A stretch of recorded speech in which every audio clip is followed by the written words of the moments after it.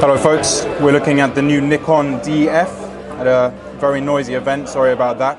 The D stands for digital. This is part of Nikon's D series with an FX sensor in there, so it takes full-size lenses on a full-size sensor, and the F stands for fusion because this is a fusion of, well, digital photography with references back to the old days of analog. And to see what that means, I brought my very old Nikon F3 along. That's probably around 30 years old now. And you know, there are distinct differences from the sort of shape of the viewfinder on the top down to all the small things like the way latches and the knobs are designed. And here's one I particularly like. This is the battery release. It has a lever which you pull out here. Let's have a look if I can do it. Yeah, there we go. And then you turn this to pop it open, and inside we have a battery, of course, very different from the batteries you find on analog cameras. And this one is rated for 1400 photos if you don't do anything else with the camera, so that's a very long battery life.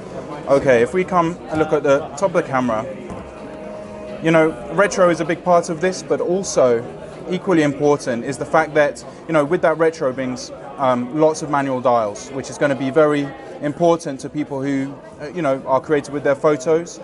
And another thing which the idea of retro doesn't really capture is the fact that this has a D4 sensor inside. So you're actually getting, for around half the price of a D4, you're getting the key component from Nikon's flagship D4 DSLR in there, with all of the low light performance that entails, ISO up to some ridiculously high numbers. And yes, you're getting that for a much lower price, around $3,000 with the lens included. But on the whole, you're looking at all the advantages of something like the D800, which has weatherproofing and magnesium alloy body, combined with the sensor of the D4, all shoved into a much lighter frame. The DF weighing just 710 grams there, so the lightest FX sensor camera in Nikon's range now. That's it. This has been Sharif for Engadget. Thanks for watching. Bye-bye.